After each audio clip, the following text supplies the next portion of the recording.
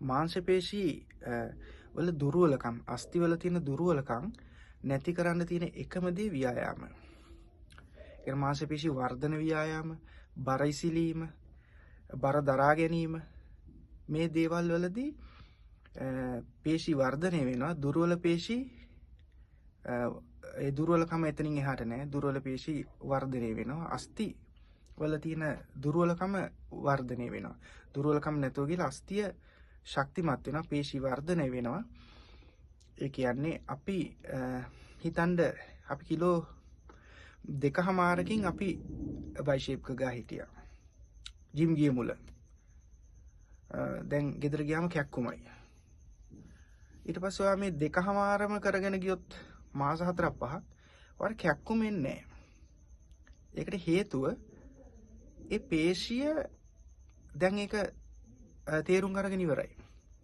මොළය මනස තේරුම් අරන් ඉවරයි. ඒ කියන්නේ මොළයේ තියෙන නියුරෝන සෛල නියුරෝන සර්කල් එක ඔයගොල්ලෝ දන්නවනේ ස්නායු පද්ධතිය. ඒතර පේශියේ තියෙනවා ස්නායු සෛල. මෙන්න මේ හරහා තියෙන කන්ටැක්ට් එක පේශියේ තියෙන සෛලවල තියෙන න්‍යෂ්ටියේ මෙමරියක් තියෙනවා. ඉතින් න්‍යෂ්ටිය තමයි මොළයට දෙන්නේ. මෙයා කිලෝ 2.5කින් තමයි කරේ. ඒකට ඩැමේජ් වුණා. දැන් මං ආයේ ඩැමේජ් වෙන්නේ නැහැ. මට ටෙන්ෂන් එක නැහැ. ඉතින් ඒක ඩැමේජ් වෙන්නේ නැහැ. ඔයා කියන වැදුන්නේ නැහැ මට මේ එක්සර්සයිස් එකේදී. දැන් ඔයා කිලෝ 5කට මාරු වෙනවා. අන්න එතකොට ඩැමේජ් වෙනවා. ඒකත් මාස ගාණක් ඇති ඩැමේජ් වෙන්නේ නැහැ. ඊට පස්සේ මොකද්ද මේ වෙන්නේ? ඊළඟට 5ට යනවා. මේ 2.5 5 ගියා. ඊට පස්සේ 7.5. ඊට පස්සේ 10. ඊට පස්සේ 12. 15 මේ විදිහට යනවා. ඊට පස්සේ දැන් 15න් කරන්න පුළුවන්. දැන් අර ඔයා පටන් ගත්තේ 2.5න්.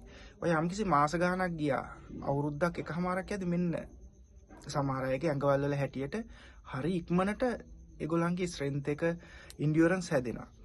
එතකොට මොකක්ද ඒ උනේ? මම ඒ ගැන කියන්නම්. ඒ උනේ පේශිය කිලෝ 2.5 ඩැමේජ් වුණා. ඊළඟට 2.5ට ඩැමේජ් වෙන්නේ නැහැ. ඊට 5. 5ට ඩැමේජ් වෙන්නෙත් නැහැ ඊළඟට. 7.5. මෙහෙම යද්දි පේශිය ඩැමේජ් වෙනවා මොලෙන් රිකවරි කරනවා. ඒ කියන්නේ පේශිය හදන්නේ හැමතිස්සෙම ඇඟක් ක්‍රියා කරන්නේ ප්‍රතිවිරුද්ධව. ඒ කියන්නේ පේශියක් හැදුනම ඩැමේජ් වුණාම මොලෙන් කරන්නේ පේශිය හදන්නේ කොහොමද? ඊට වඩා හයියට. එහෙනම් දෙන්නම් මං කියලා තමයි පේශිය හදන්නේ ඊට වඩා හයියට. ඊළඟට ඔයා දන්නවා දැන් ඔයාට වදින්නේ නැහනේ. ඊට පස්සේ බර වැඩි කරනවා. බර වැඩි කරද්දී උස්ස ගන්න මුල අමාරුයි. ඒ වුණාට ඔයා කරපු ගමන් පේශිය ඩැමේජ් වෙනවා. ආයේ මොලෙන් හදනවා පේශිය දෙන්නම්කෝ කියලා. දැන් මොකක්ද උනේ? දැන් 7.5 දරන්න පුළුවන් විදිහට පේශිය හදලා තියෙන්නේ. පේශිය වල දැන් දුර්වලකමක් නැහැ. ඊට පස්සේ ඔයා 7.5 10 12 වගේ යද්දි ඩැමේජ් වෙන්න මොලේ කරන්නේ මොකද්ද? පේශිය බොහොම ශක්තිමත්ව හදනවා. අස්ථි ශක්තිමත්. මෙන්න මේ ක්‍රමේ කොහොමද උනේ? මොලේ තියෙන නියුරෝන සෛල, නියුරෝන සර්කල් එක, ස්නායු පද්ධතිය, පේශියේ තියෙන ස්නායු සෛල වල තියෙන න්‍යෂ්ටියෙන් ඩේටා එක. ඒ තොරතුර හැමතිස්සෙම මොලෙත් සමග ඒ කන්ටැක්ට් එක නිසා පේශිය කියන මට මේ තරම් ආතතියක් ආවා. මේ තරම් ටෙන්ෂන් එකක් දුන්නා. පේශිය ඩැමේජ් වුණා. දැන් හදන්න. ඊට පස්සේ මොලේ හදනවා. ඊළඟට හදන්නේ කොහොමද? පෙර තිබුණට වඩා ශක්තිමත්ව. ඊළඟට ඔයා ඒ කියන්නේ ඒ බරෙන් ඒ 2.5න් කරාට පේශිය ඩැමේජ් වුනේ නැත්තේ. ඊළඟට ඔයා 5 දෙයක් අරන් කරපු ගමන් ඩැමේජ් වුණා. අන්න ස්නායු සෛලයේ තියෙන න්‍යෂ්ටියෙන් සෛලවල කියන න්‍යෂ්ටියෙන් ඒ ඩේටා එක දෙනවා ඩැමේජ් වුණා කියලා. ඊළඟට මොකද්ද කරන්නේ? හරි. මම රිපෙයාර් කරනවා. තිබ්බට වඩා හයියෙන් ශක්තිමත්ව හදනවා. ඊට පස්සේ 7.5 10 දැන් 12 දරා ගන්නවා. දැන් 15. මේ මොකක්ද වෙන්නේ? මේ පේශිය ඩැමේජ් වෙන සැරේට මොලෙන් කරන්නේ ඊට වඩා ශක්තිමත්ව හදන එක.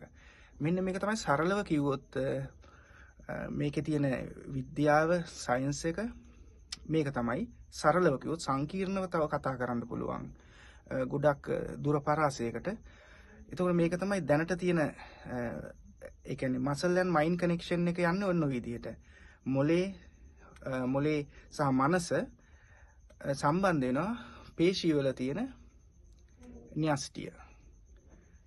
න්‍යෂ්ටිය තමයි DNA එක තියෙන්නේ. ඒකේ මෙමරිය. සමහර වෛද්‍යවරු කිව්වා ඒක තව බ්‍රේන් එකක් කියලා. න්‍යෂ්ටිය. ඒක ඇත්තට බ්‍රේන් එකක් වගේ තමයි ක්‍රියා කරන්නේ. ඇත්තටම බ්‍රේන් එකක් නෙමෙයි. ඒක ඇවිල්ලා ඒක තමයි අන්තර්ගතයක් තියෙනවා. ඔයාගේ තාත්තගේ පරම්පරාව, ඒ ලේ පරම්පරාවේ තිබ්බ ඩේටා එක, දැන් ඔයාගේ ඩේටා එක, ඔයා ජිම් ගිය විදිහ, ඔයා ගත්ත බර, ඒ කියන්නේ ඔයා ගත්ත බරට ඒ ගැන විස්තරේ මොනතරම් බරක් දාවේ, කොයි විදිහටද පේශිය ඩැමේජ් උනේ, මොලේ කොයි වෙලේද රිපෙයාර් කරේ, ඊළඟට කිලෝ 5ේදී කොච්චරක් ටෙන්ෂන් එකක් ආවද, කොහොමද රිපෙයාර් කරේ, මේ සම්පූර්ණ විස්තරයක් පේශියේ තියෙන ස්නායු සෛලවල හරහා ඩේටා එක ගන්නවා මොලේ. ඒකයි මසල් ඇන්ඩ් මයින්ඩ් කනෙක්ෂන් එක කියන්නේ. ඔයා නිතරම මේ බයිෂේප් කරද්දී ඔයාගේ බයිෂේප් එක දිහා බලන්න, කණ්ණාඩියෙන් බලන්න. ඔයා මෙහෙම කරලා ඔයාගේ බයිෂේප් එක දිහා බලන්න.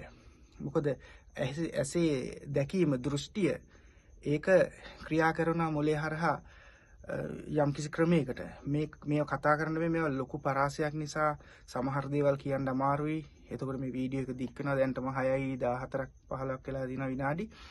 ඒකින්ද මසල් ඇන්ඩ් මයින්ඩ් කනෙක්ෂන් එක ක්‍රියා කරන්නේ සිද්ධ වෙන්නේ මෙන්න මේ විදිහටයි.